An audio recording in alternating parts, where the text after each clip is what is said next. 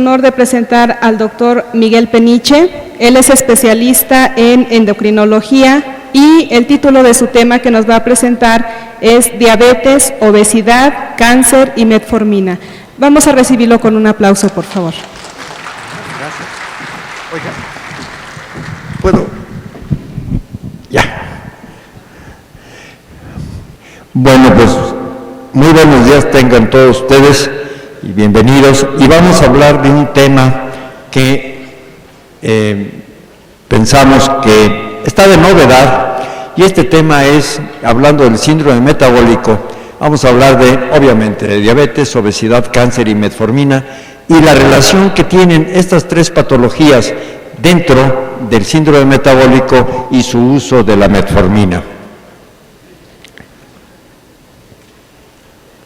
Bien, la metformina, como ustedes saben, ¿se escucha bien o se reverberea mucho? Se visa mucho, ¿verdad? A ver, ¿ahí se oye menos? Bien. La metformina no es, como todo el mundo suponemos, que es un medicamento nuevo. No lo es. La metformina tiene sus orígenes en el medioevo, allá en la parte del sur de Europa y oeste de Asia, y tenía diferentes nombres comunes, como la de galega, el falso índigo, el falso añil, ruda capruna. ¿Por qué? Porque generalmente se utilizaba mucho como galactogogo, para utilizarlo para que las cabras tuvieran más leche, e incluso se le daba a las mujeres que estaban amamantando, o bien aliviaba la poliuria del diabético. Entonces, como ven ustedes, esto no es nuevo. Bien, lo que pasa es de que la metformina, la sigue por favor. Cuando le ponga el rayo láser aquí arriba, es que quiero que me la cambie por favor. Bien, este hombre, que se llama Jean Sterne, ha sido reconocido mundialmente como el principal descubrimiento y colaboración de la metformina, ya que este hombre, junto con un médico que trabajaba en los laboratorios Aron, Denis Duval, fueron los que le dieron base a la metformina, y ellos plantearon su desarrollo. La que sigue, por favor.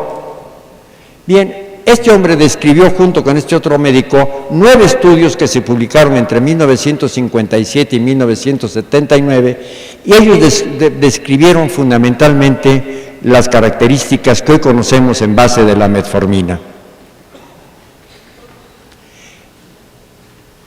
Bien, entonces, esta información, hoy, ¿qué está sucediendo hoy día? Bueno, como todo el mundo sabemos, la obesidad es una epidemia global que va en incremento, que la insulina, la resistencia a la insulina, es casi siempre parte de la obesidad y de otras patologías, y que esta diabetes tipo 2 es otra epidemia global, ya que va de la mano junto con la obesidad.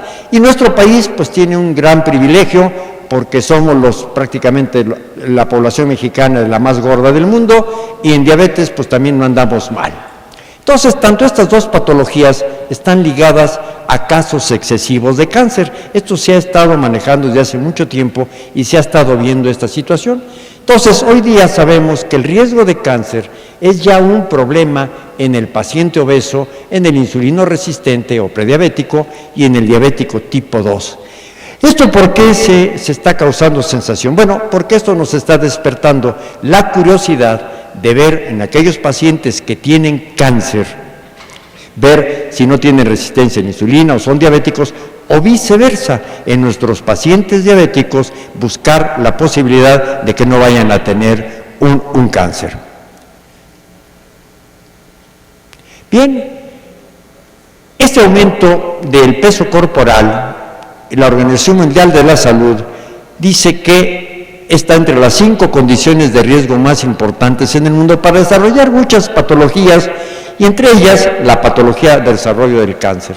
Entonces, de acuerdo con ellos dicen que hay más de 1 billón de personas con sobrepeso, y de estas 300 millones se consideran obesos. Entonces, como ven ustedes, el problema mundial es terriblemente grande.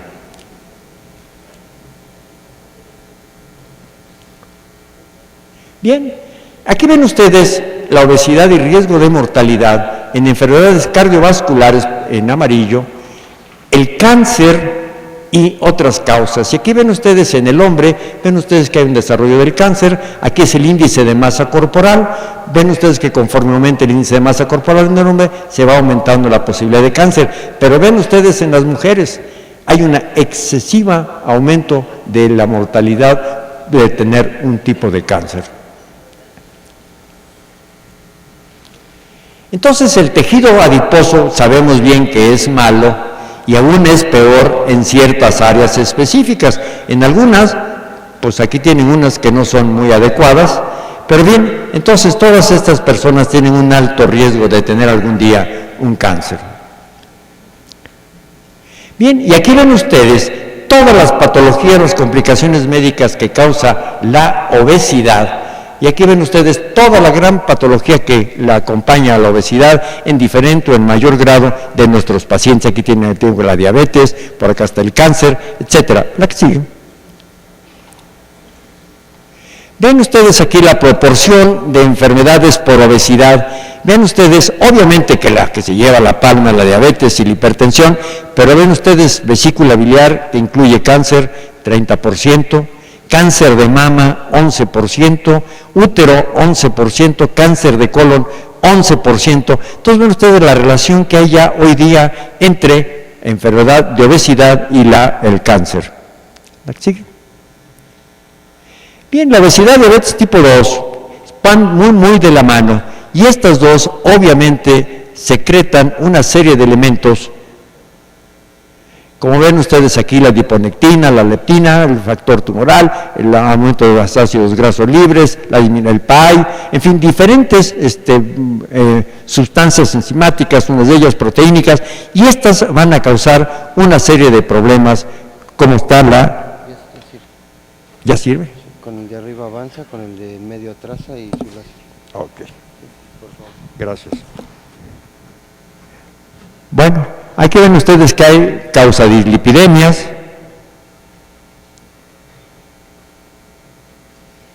hiperinsulinemia, insulina, la aterosclerosis y sobre todo el cáncer. Estos factores celulares asociados con la obesidad pueden contribuir al desarrollo en nuestros pacientes con problemas de desarrollo y sobrevivencia de células cancerosas, como más adelante podremos ver.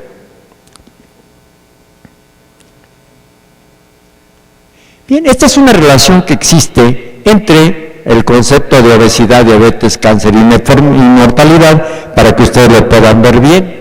Miren, obviamente ya sabemos que los factores ambientales, la inactividad, la alimentación, los factores genéticos, nos van a provocar dos situaciones: obesidad o resistencia a la insulina. Esta resistencia a la insulina, hiperinsulinemia, se transforma en diabetes mellitus, y la diabetes mellitus nos va a llevar después a la muerte por diferentes comorbilidades que ustedes bien conocen. También la obesidad va a causar un aumento de cáncer. ¿Por qué? Porque esta resistencia a la insulina va a alterar el factor de crecimiento insulínico, y no olvidar que la insulina es una hormona que propicia el desarrollo, es una hormona de crecimiento, y entonces también desarrolla el cáncer. Se diagnostican los dos, y por último, tanto la obesidad como la diabetes están muy relacionadas con el cáncer hoy día. Bien, ambas son pues entidades altamente prevalentes, y el cáncer pues es la segunda causa de muerte en el mundo y la diabetes la 12ª, pero si conforme aumentamos los enfermos diabéticos, obviamente la mortalidad en cáncer va a aumentar, y por lo tanto, si aumenta la mortalidad por cáncer, hay que buscar la relación que hay con la diabetes, y que la diabetes y el cáncer se diagnostican casi en los mismos sujetos, cada vez con una frecuencia mayor a la esperada por el azor, aun cuando se ajusten por edades, y que esta diabetes podría incrementar la mortalidad por cáncer. De ahí que hoy día se está previendo este tipo de situaciones.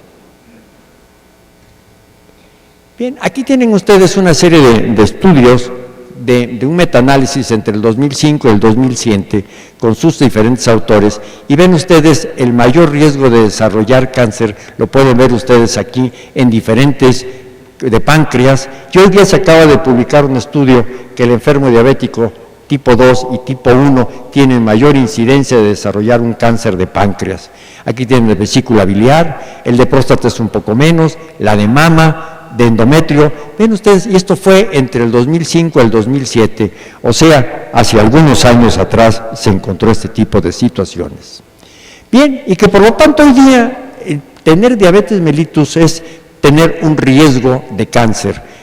Páncreas 50%, colon retal un 30%, mamario un 20% y otros tipos de cánceres en hígado, riñón y endometrio, y esto fue publicado recientemente en el 2009. Entonces, en un consenso que se formó entre la Asociación Americana de Diabetes, la ADA, y la American Summary Cancer, se encontraron que la diabetes incrementa el riesgo de tumores cancerosos. Eso ya está demostrado y comprobado. Que la asociación, al menos en parte, puede ser el resultado de la combinación de varios factores de riesgo, como obesidad, dieta e inactividad física y otros más que siguen manifestándose, siendo estos los más importantes. Y que esos mecanismos directamente ligados por hiperinsulinemia e hiperglucemia e inflamación de todos nuestros tejidos, sobre todo el endotelio y de otros factores, bien, son los que van a incrementar pues el desarrollo de cáncer.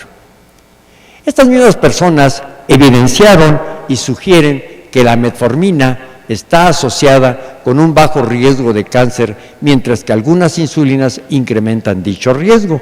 Esto levantó una serie de ámpulas recientemente y esto fue la razón. ¿Por qué hay este tipo de hechos? Bueno, que la prevalencia de diabetes mellitus en pacientes con diagnóstico reciente de cáncer es mayor que en la población en general. Dependiendo de las estadísticas, más o menos va entre un 8 y 18%. Y que los pacientes con diabetes mellitus y diagnóstico de cáncer aumentan el riesgo de mortalidad. ¿Por qué? Porque se incrementa la proliferación de células y los metástasis, porque hay una hiperinsulinemia y un incremento de la permeabilidad celular endotelial. Todo esto permite pues que se difunda mayor y crezca el cáncer en el enfermo diabético y que esta diabetes mellitus y cáncer son tratados menos agresivamente. Entonces, además, se ha visto que algunos cánceres son resistentes hoy día al tratamiento de la quimio y a la radiación, y que por lo tanto estos pacientes reducen su tumor en un momento, pero más adelante, en un tiempo muy corto, vuelven a tener recidivas de cáncer, y que estos diabetes tipo 2 tienen una pobre respuesta al tratamiento de cáncer.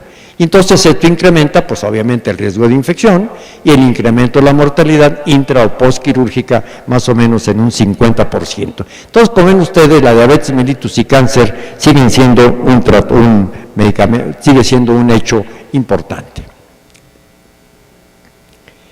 La diabetes se correlaciona con un mayor riesgo de cáncer en diversas localizaciones. Esto ya se ha demostrado infinitamente. Y que el riesgo de cáncer es ya un problema en el paciente obeso como en el diabético tipo 2.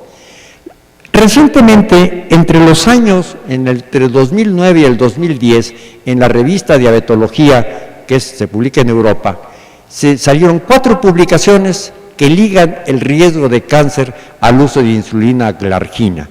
Bien, esto levantó una serie de ámpulas, levantó una serie de intervenciones, y esto obligó a que este hecho se hicieran algunos estudios.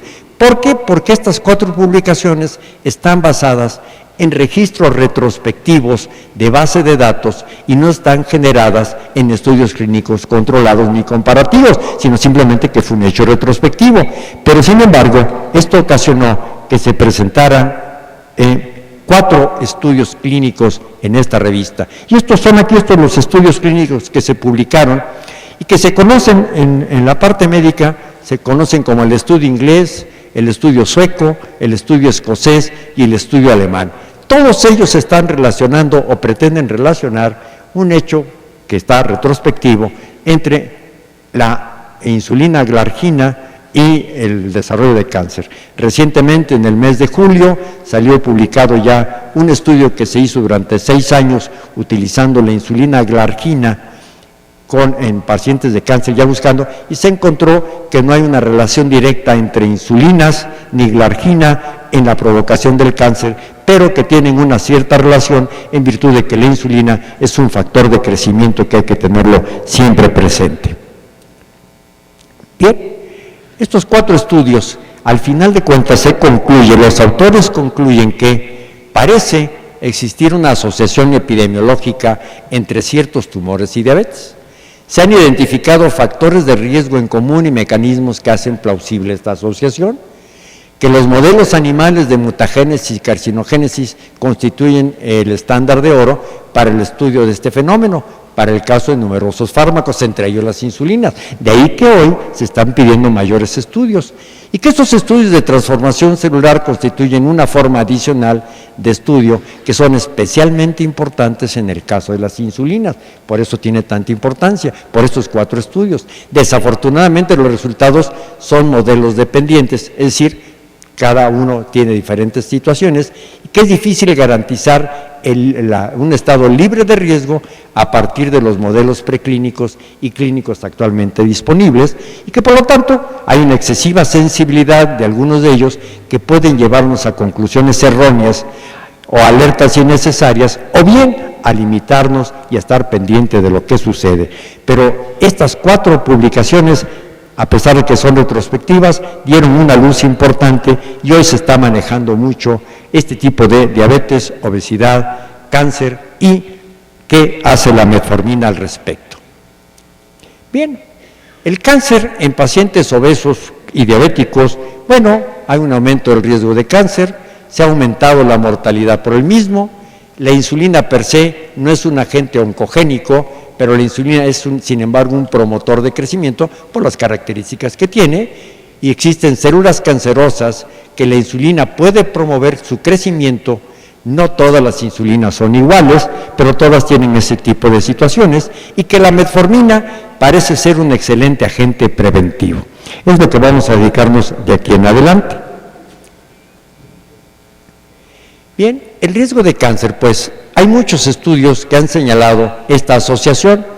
Por ejemplo, aquí pacientes con diabetes pueden tener hasta un 20% aumento de riesgo de cáncer pulmonar, 20% de vejiga, 30% de colon, 80% de cáncer de páncreas, y aún más el riesgo de cáncer hepatocelular. Esto está documentado recientemente en varios estudios, y entonces de ahí la preocupación que tenemos por esta combinación de situaciones.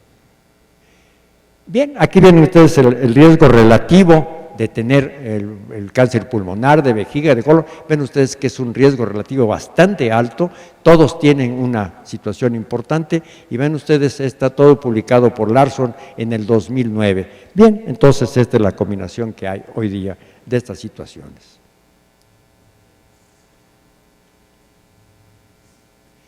Bien. Y entonces, ¿qué es lo que está pasando y por qué tanto lío aquí en la Ciudad de México, en la República Mexicana? Bueno, vean ustedes las muertes en el año 2010, el total de defunciones fueron casi 600,000, pero por diabetes obviamente es el 14%, por defunciones por isquemias del corazón causados por diabetes casi el 12%, por enfermedad cerebrovascular menos 5%, pero vean por tumores malignos 5.46%, o sea que en total estas 4 enfermedades se están llevando el 36% de la mortalidad en México, y si ustedes ven la diabetes y que causa la obesidad, bien, entonces ven ustedes su relación que pueda tener, de ahí que tenemos que ser cuidadosos en buscar este tipo de patologías. Eso es lo que sucede en cuanto a la mortalidad en México. Aquí ven ustedes en otro metaanálisis relativo, ven ustedes la gran cantidad de, aquí tienen sus referencias bibliográficas, de quiénes son. Vean ustedes el aumento de riesgo, que es el doble. Vean en este tipo de cánceres, que aquí, perdón que esté en inglés, pero ven ustedes los estudios de cánceres que hay aquí. Esto es preocupante, pero nos preocupa a los clínicos, más preocupante este tipo de cánceres, porque son muchísimo más frecuentes en la población en general, de colon, de vejiga, de Hodgkin, no linfoma, de seno, de próstata. Vean ustedes también la incidencia que hay de todo este tipo de cosas, de ahí la preocupación que hay en este tipo de problemas. Aquí tienen otra vez diabetes y riesgo de cáncer de mama, un metaanálisis. Ven ustedes, todo lo que está de este lado es el riesgo de tener una serie de tumores de mama, y ven ustedes que obviamente es diabetes y se ha encontrado en mujeres que tienen esta patología tan maligna. Entonces la asociación entre estas patologías no es necesariamente implica una causalidad, pero lo que sí es importante es que esto esté relacionado con diversos factores de riesgo, pero que son conocidos y que los vemos frecuentemente asociados a obesidad y diabetes, como son edad, el género, la obesidad, la actividad física, la alimentación, el consumo de alcohol y los hábitos de fumar. Si ustedes ven, todos estos son factores de riesgo que implican tanto en diabetes como en obesidad y en este tipo de patologías que hoy nos están ocupando. Bien, la obesidad específicamente en este cuadro es un factor mecánico de cáncer de esófago, es decir, la obesidad pues puede ocasionar un cáncer de esófago por factores mecánicos, o bien por factores hormonales. La obesidad puede tener, por ejemplo, por alteraciones de estrógenos, cáncer de mama, o bien hiperinsulinemia, insulinoresistencia, diabetes, y esto a su vez nos puede provocar, por esta hiperinsulinemia, un incremento en el cáncer en estos pacientes.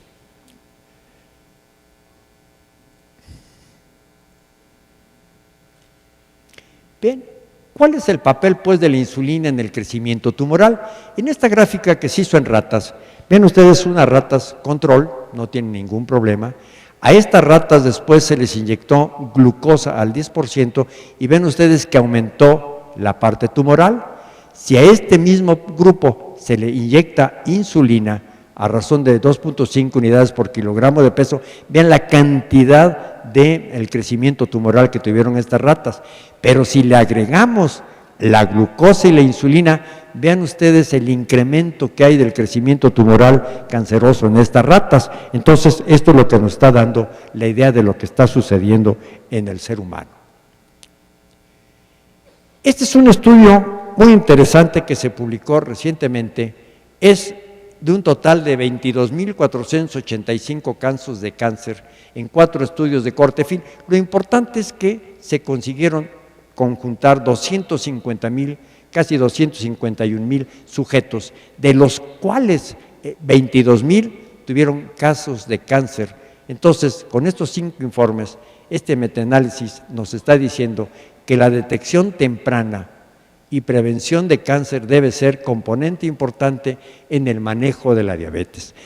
Este estudio es sumamente importante por la cantidad de pacientes que se logran conjuntar en estos 5 informes, y el riesgo relativo en comparación con los no diabéticos, vean ustedes que tiene una confianza del 95%, pero un riesgo relativo sumamente alto. La media es de 1.70, pero puede irse hasta 2.10. Esto es lo importante de este estudio, que hay que tenerlo presente.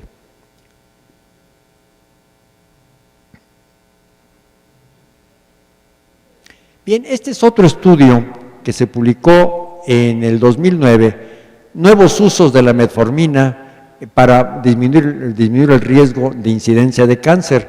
Este autor es un corte observacional, pacientes que recibieron como primer medicamento metformina entre el 1 de enero del 94 y el 31 de diciembre del 2003, al igual que nunca recibieron metformina, o sea que eran pacientes recién diagnosticados.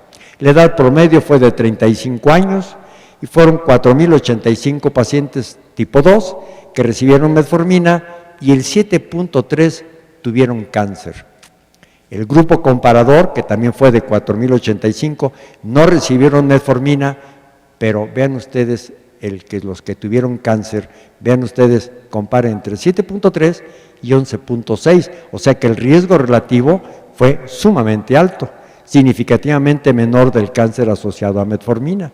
Entonces, este estudio nos dice que el uso de metformina puede estar asociado con un riesgo reducido de cáncer y que entonces se requiere una prueba aleatorizada para evaluar si este tipo de situaciones se sigue permaneciendo. Pero ven ustedes cómo se ha ido incrementando este tipo de situaciones. Entonces, se ha visto y se han publicado recientemente posibles mecanismos de acción de la metformina. La metformina inhibe los niveles altos de una proteína que se llama BCL2, que se encuentra en las células tumorales y que pueden contribuir a la quimioresistencia. Esto sí se ha publicado. Y que hay una inhibición de la oncogénesis dependiente de una quinasa que se llama supresor tumoral LKB1, que la metformina va a actuar, van ustedes ahorita cómo, o bien inhibiendo algunos mecanismos intracelulares.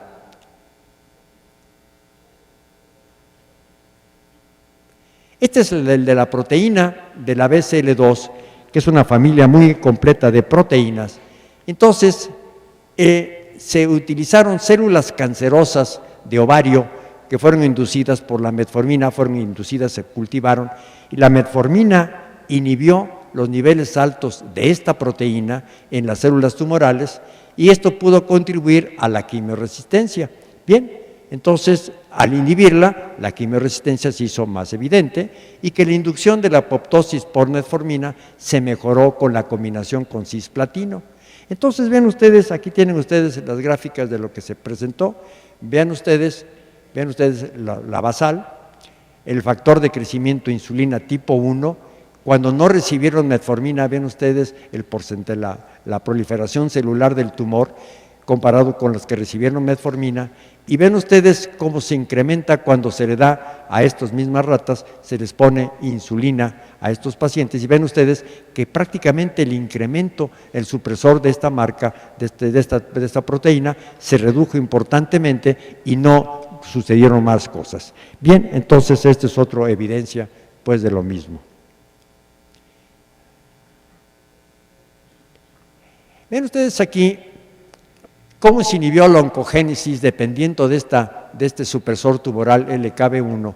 Son diferentes tipos de células cancerosas obtenidas de ovarios, de próstata, de diferentes lugares del ser humano, y una de ellas, como ven ustedes, prácticamente la metformina no tuvo ningún efecto sobre este tipo de células, pero sobre todas las demás, estas de aquí, sobre todo las de ovario, ven ustedes cómo la proliferación celular se disminuye importantemente conforme se va aumentando la concentración de metformina, y esto nos dice pues que la metformina inhibe de alguna forma a esta enzima que se encuentra aquí.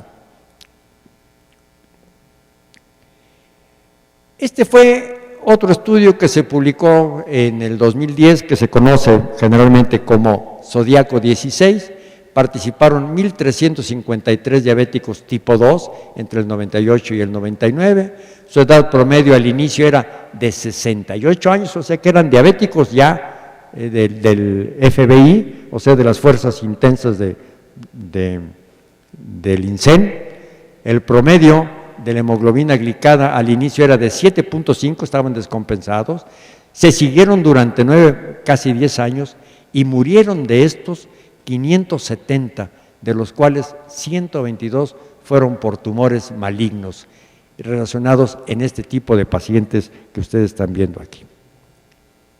Vean ustedes la diferencia que hay en este estudio, los que murieron, que no tomaron metformina, vean ustedes que es esta raya roja, contra los que tomaron metformina. Se redujo importantemente un efecto protector de la metformina en este tipo de seguimiento que se hizo durante 10 años. Entonces, en condiciones de hiperinsulinemia, se hiperactiva una sustancia que se conoce como mTOR, que tiene efecto mitogénico y que tiene efecto,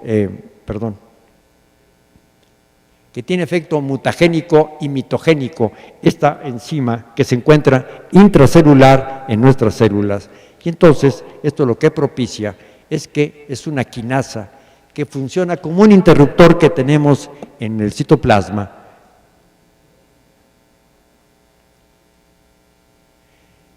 que puede funcionar como anabólico o como catabólico, y que la vía que sigue de señalización, el mTOR, se encuentra regulada en células eucarióticas, o sea que tienen núcleo, a través de la vía de otra enzima que se llama PI3K y el famoso AKT, y que estimula la respuesta mitógeno y de nutrientes. Esto lo que hace es lo siguiente. Ven ustedes, este es el mecanismo de acción de lo que estábamos hablando de la metformina, y ven ustedes que la metformina va a activar, aumenta la activación de la sinasa activada por AMP, pero también activa esto mismo a nivel muscular. Esto es muy importante en cuanto al mecanismo de acción para el diabético, pero también en su efecto protector anticanceroso. Disminuye la gluconeogénesis, disminuye la glucogénesis, y en el hígado aumenta la captación de glucosa, y entonces esto se convierte en resistencia a la insulina, pero también aumenta la LKB1, y que esta LKB1 está intermedia entre el AMPK y el LKB1. Si se aumenta esta, se aumenta todo esto, y lo que buscamos aquí es que esto no se aumente tan importantemente para que pueda actuar la metformina a nivel intracelular. Ven ustedes, aquí es otra demostración, la metformina. Aquí tienen el LKB1, la metformina activa el LKB1, aumenta el MPK, después esto viene y se aumenta a nivel mitocondrial, al final de cuentas se obtiene por muchos mecanismos ATP, que la relación ATP va a favorecer la formación de AMPK. Sin embargo, la metformina también actúa aquí, pero se viene a este nivel y disminuye la acción del mTOR. Entonces, al inhibir esta enzima, hay una síntesis proteica disminuida y entonces el ciclo celular se disminuye importantemente. Entonces, o sea que empieza a matar a la célula. Esto es un ejemplo de lo que sucede. Todas nuestras células cancerosas tienen el mismo efecto que nuestra célula madre para formar hígado, cerebro, corazón, etcétera. O sea que la célula cancerosa hoy día ya le encontraron que tiene en su interior lo que he dado por llamar la célula tumoral cancerosa, la célula madre. Pero ¿qué es lo que hace la metformina fundamentalmente? Tiene dos mecanismos de acción. Uno indirecto, que ya lo conocemos, que es a nivel hepático, a nivel del hígado, y que disminuye, por lo tanto, por este mecanismo que acabamos de explicar, se disminuye, aumenta la gluconeogénesis, disminuye, y por lo tanto se disminuye la formación de glucosa a nivel hepático. Nuestra célula cancerosa, al igual que cualquiera de nuestras células, requiere para vivir, como ustedes quieran llamarle, requieren de nutrientes. Ese nutriente para la célula cancerosa es la glucosa. Si yo inhibo el alimento que llega, sí, ya voy a acabar. Si ya, entonces sí, pues es que ya me están controlando. Bien, pero ahorita yo voy a acabar, no se preocupen ustedes. Bien, además empezamos 5 minutos tarde, no hay que ser.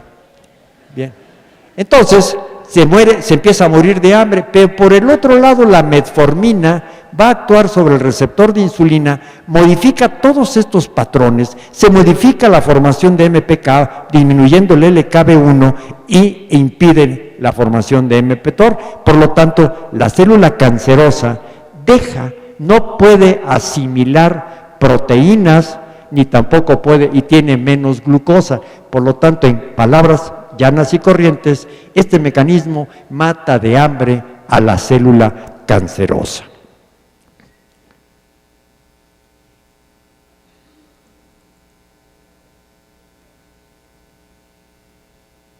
Esto es una demostración de cómo lo hace. Vean ustedes, aquí tienen lo que está pintado de rojo, son la célula madre, pues, del tumor. Y entonces, por eso hoy se ha visto que hay una regresión importante, porque la metformina altera la célula madre y no hay este tipo de situaciones que generalmente son resistentes a la quimio y a la radio. Bien. Entonces, la metformina tiene un mecanismo celular que es lo que hoy se ha dado por llamar, lo que decíamos, núcleo informativo de la célula, o sea, la célula madre que son cometidos, que es lo que regenera a todas las células del tumor sometidas a quimio y a radiación, y que la metformina de alguna forma lo impide.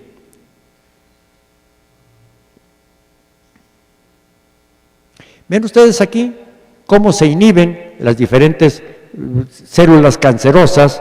Ven ustedes, esto es lo que tiene con metformina y sin metformina. Ven ustedes la formación de la célula madre de 4 tipos genéticamente diferentes de cáncer de mama, tomados del ser humano, y ven ustedes cómo inhibe este tipo de situación de la metformina. La metformina pues también ataca a una proteína de la célula madre, que es esa que ustedes ven ahí, P70C6K1, de la cual la inhibe y bloquea toda la capacidad de la célula para conseguir proteínas a través de su ARN mensajero. En fin, la proteína esta afecta a todos los mensajeros, y que la metformina es capaz de inhibir entre 4 a 6 horas el 80% de estas actividades. Entonces, hoy día, y se ha publicado en el mes de agosto en la revista Nature y Science, esto que está entrecomillado de uno de los investigadores que se llama Hugo Snipter, dice: hay fuerte evidencia